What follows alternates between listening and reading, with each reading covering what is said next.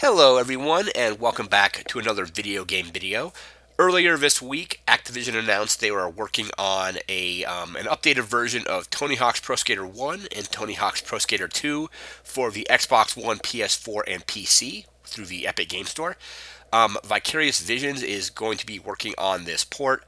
So what this is a basically completely remastered versions of Tony Hawk's Pro Skater 1 and Pro Skater 2 in one package. Back to Vicarious Visions, they've worked on these ports for a while for the Tony Hawk series. I think they've done all the Game Boy Advance ports, or like quite a few of them, as well as some of the ports for the DS. So they definitely have a good track record with porting these games to other systems. So the article, I'll leave a link in the description. The game is going to include, of course, updated visuals. It's going to have all the original levels, characters, tricks, and extra challenges. So it looks like all of the skaters, unless they're, I think that means all the skaters, because I know there are additional characters that you were able to unlock, like Officer Dick and Spider-Man and so on. Hopefully Spider-Man's in there, but it definitely says all the original levels, characters, and tricks. So extra challenges sounds cool. I'm not exactly sure what that means. If it's going to be maybe each level in both games had a list of challenges you would have to do to complete that level. And the more of those you did, the more of the game you would unlock. So if you beat all the challenges in one level, you would, 100% that level. But you basically would have to complete at least a certain number of objectives in each level to unlock the next level. So it looks like this might just be more challenges, maybe even harder challenges. So maybe it's going to be a higher score challenge. Because I know in the game there was the high score, score, and six score challenges. Maybe there'll be an even higher challenge for scores with that. Not exactly sure what that's going to do yet. It's going to have an improved skate editor, and apparently parts for the skate editor will be unlocked by playing the game. So maybe if you complete a certain goal, like you find the hidden tape, it's like, hey, you found the hidden tape. Here's a certain type of rail or a certain type of pipe you can put into your level. It's going to have online and local multiplayer.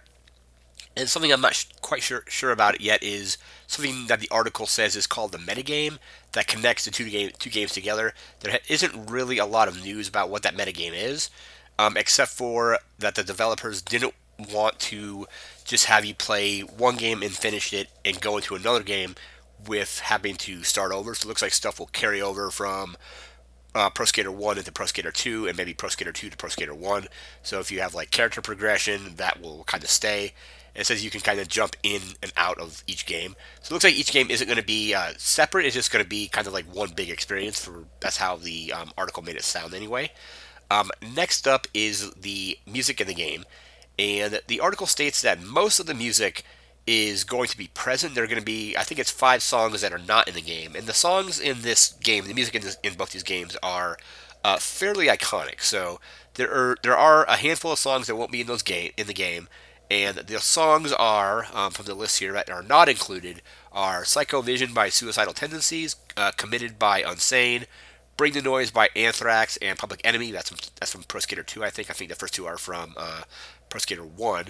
And then B-Boy Document 99 by The High and Mighty from Pro Skater 2, and Out with the Old by Alley Life will not be in the game. That's from Pro Skater 2 as well.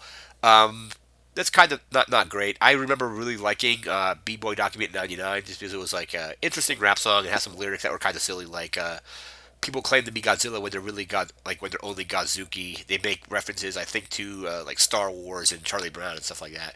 It was a pretty fun song. I do have the soundtracks on my computer, so I wonder if I could just, like if I play on PC, just mute the music and load up a Tony Hawk Pro Skater playlist and play that. That sounds like that could be a fix to getting around the music that's missing, because I do have the soundtracks to both those games on my computer. And these two games, well, especially Pro Skater 2, are one of my favorite games of all time. I think it's definitely like in my top 5. So I'm really looking forward to this remastered edition. Some things I would like to see in the game, or maybe like features I can put in there, would be manuals. So allowing the player to turn off things like manuals in, like, I don't know if they're planning on including manuals in Pro Skater 1, because when Pro Skater 1 came out, there weren't manuals. In Pro Skater 2 they added manuals, and then in Pro Skater 3 they added the revert. So those basically the manual is kind of like the one that holds them all together, because the manual, when you did a revert in Pro Skater 3, you would have to do another trick to actually go into a manual. So basically you would go off, come down from a pipe, you would, I think, like hit the left or the right shoulder button. I don't remember exactly what button it was, but you would hit that. You would basically do a small spin out of that ramp, and then you can turn that into a manual. This made, that getting scores, like really high scores, pretty easy. It would be interesting to see them again, like include these features, but have the option to enable and disable them for maybe making certain things a little bit easier, or also making things a little bit more difficult. So, Pro Skater 1 with manuals, you would be able to do a lot more stuff.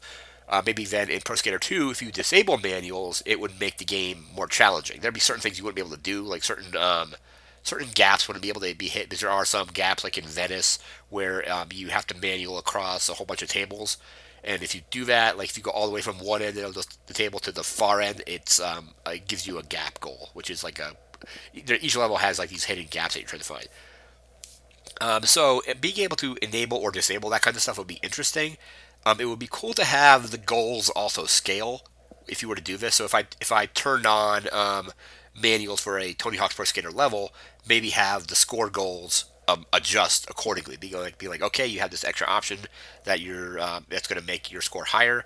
We're going to like increase the required amount of points for each of those score goals.